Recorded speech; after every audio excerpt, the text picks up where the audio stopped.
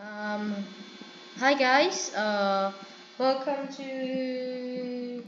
Oh, frick. The plane is now Welcome to welcome to my video, and we're going to react to the Impossible Landing by Neo, and let's let's just react to it, and also subscribe to him if like if you want like his videos. Subscribe to him. If you like mine, please subscribe to me. I guess let's just get into it. So it's 27 minutes, so I can only do like 14 minutes. So let's make a part 2, I guess. I don't know. on July 19, 1989, United Airlines Flight 232 takes off from Denver, Colorado, heading towards Chicago. The voiceover is just so. It's so like I can't really like describe the voice.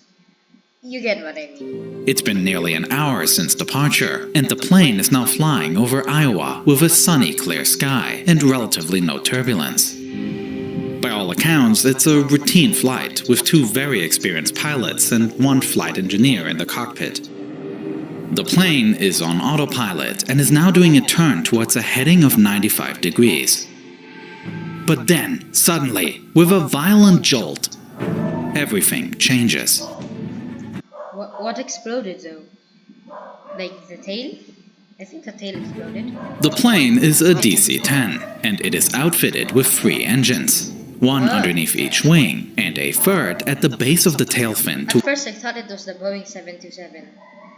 Hey, I'm not good at planes, you know. Like the engines. like right. Oh, like I can see. Okay, I'm stupid. The plane is a DC-10, and it is outfitted with 3 engines, one underneath each wing, and a third at the base of the tail fin towards the back of the plane. After hearing and feeling the explosive bang, flight engineer Dudley Dvorak reports that it is the It's Georgia? What? I don't understand. rear engine that has failed. Co-pilot William Record takes control of the plane, as Captain Alfred Haynes begins an engine shutdown checklist. Oh my gosh. Oh my gosh. Oh my gosh. It's an ad, isn't it? No, it's not. Then what was that? Huh? Okay then. Though it is alarming to lose an engine mid-flight, it isn't the worst-case scenario. The DC-10 is designed to still be able to fly even if only 2 engines are operational. And so, the crew is able to cut off power to the damaged engine and turn their attention to steadying the plane back out. Okay. But this is when they realize just how bad the situation actually is. It wasn't that bad. Because even though the plane is able to continue flying, Co-pilot Records reports that none of the controls are working. Oh, the Captain hydraulic Haynes line. attempts to Hydraulic manipulate line. the controls as well, and confirms that nothing seems to be functional. While the 2 pilots continue flying to see why the plane isn't responding to the controls, flight engineer Dvorak comes up with their answer. The plane has lost all hydraulic fluid. It's the fluid thing. Hydraulic fluid is needed for nearly every control output on the plane. For example, in order to make a plane bank to the left, a pilot will turn the control column to the left, causing the left aileron to move up and the right aileron to move down.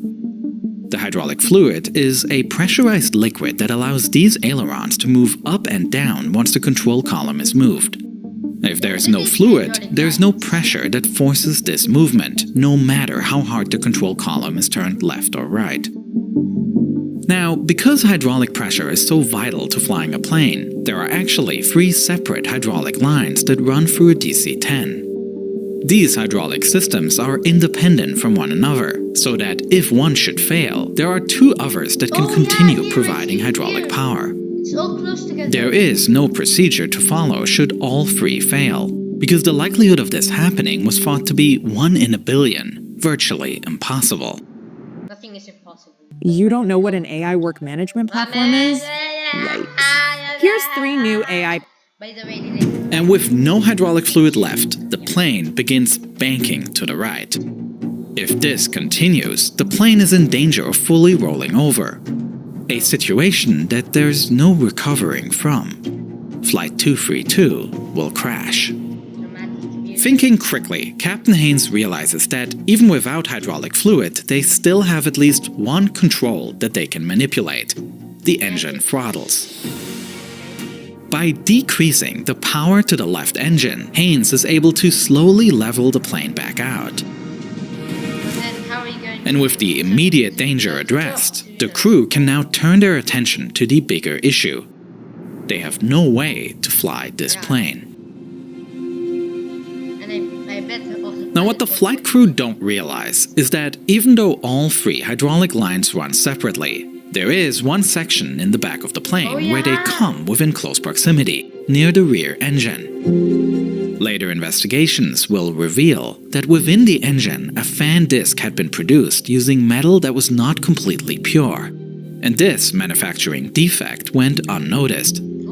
A crack began to form with each flight the aircraft took, until finally the disc couldn't hold anymore and broke apart within the engine. The resulting explosion severed the hydraulic lines to this rear engine, but it also sent shrapnel flying all around the area, towards the same section where the other two hydraulic lines come close together, severing them as well. The result was all lines bleeding hydraulic fluid until they were empty, leaving the flight crew helpless. At this very moment, a flight attendant comes to the cockpit to get an update on the situation. She can immediately tell things aren't good, and this is confirmed when Haynes tells her to ready the cabin for an emergency landing. Once she returns and begins instructing the other flight attendants to follow suit, she is stopped by a passenger sitting near the back of first class. He asks for information about what is going on, and he seems relatively calm given the situation. That is because he is no ordinary passenger. His name is Dennis Fitch, and he himself is a pilot. But not just any pilot. Fitch is actually a flight instructor for the DC-10, the very aircraft that they are on board. The flight attendant tells him that the rear engine is shut down and that the captain has reported that all hydraulics are lost.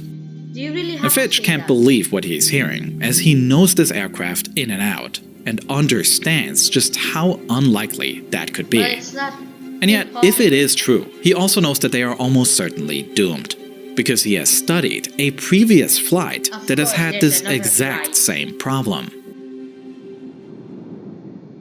Let me guess. Just 4 years before United Flight 232 departed on its fated flight, Japan Airlines Flight 123 takes off from Tokyo, en route to Osaka. It'll be a short flight, about 1 hour, but nonetheless, the journey will be made on a Boeing 747. These aircraft are known for their large size and are more typically used for long-distance flights. However, this particular 747 variant is one specifically requested by Japan Airlines in response to high demand for certain domestic routes, such as between Tokyo and Osaka. With this model, fuel capacity is reduced in exchange for strengthening the structure of the aircraft to accommodate more frequent takeoffs and landings. And because it will be used for shorter flights, the business class section is reduced and the economy section is increased, allowing for more seats overall. No other airplane type had a higher capacity at the time, as this 747SR carried a staggering 524 people on this flight. Staggering 524 people. More like I think these are like the ones with no seats. On this flight. But what no one on board knows is that something is happening in the back of the plane. Just a few years prior, this particular 747 was involved in a hard landing that resulted in a tail strike. There were even injuries, but no casualties, and the plane needed some serious repairs, especially to the pressure bulkhead in the back of the plane. This is a curve. I thought it was like here. Didn't know it was all the way back, all the way here. I thought it was all the way back here. Wall that separates the pressurized air in the cabin from non-pressurized air, acting as a seal. Wait. Now, half of this bulkhead was damaged during the tail strike, and so repairs I were was carried out. yawning. I thought I The was lower going to half sneeze. dome of this bulkhead was therefore replaced. Okay. But this is where the fix wasn't done properly. In the correct installation, a single splice plate is used to connect both the upper and lower half of the bulkhead. This way, the loads are transmitted evenly across 3 rows of I rivets. don't understand. If you're a plane expert, or like, can you at least comment what that means? Because I don't really understand. Couldn't they just like put it here, like here? Yeah. But during the repair, instead of using one single sheet, the splice plate was cut into 2 parts. Then this one is not. Then this one is just going to be there. It's just like a dead weight thing. It's just gonna give you more weight instead of use, right? Because it's not even connected to anything. This is a big mistake. The top rivet is essentially not carrying any load, as it's not even connected to the lower bulkhead anymore. And so, with each flight after the repair, cracks began to form around this area. And every flight the plane took, pressurizing and depressurizing the cabin, the cracks grew worse and worse. It was only a matter of time until the bulkhead couldn't hold anymore. Milo every day with triple advantage so you can grow up with champion Remember, I energy. didn't buy the premium, okay? And This is your warship. oh my gosh. Yeah, not even close. This is your Why ship. is this so bad? There's so much ads. Only 12 minutes into Flight 123, all 524 occupants feel an explosive decompression as the pressure bulkhead fractures. Pressurized air rushes into the space behind the bulkhead, an area not designed to handle the instantaneous pressure change. This causes more ruptures in the back of the plane, and the vertical tail fin blows off the aircraft. Wait, if it blows off, then what happens? Does the passengers just suffocate to death? Like, okay, now I understand because there's like gas masks.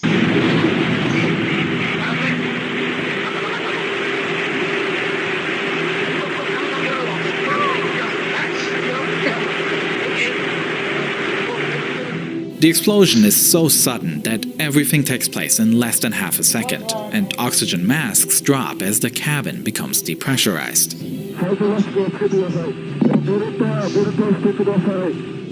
The flight crew immediately calls out to the Tokyo Control Tower and requests authorization to return to the What about the cockpit? airport. How can they like? Okay, it's 1, 2, 3, because come back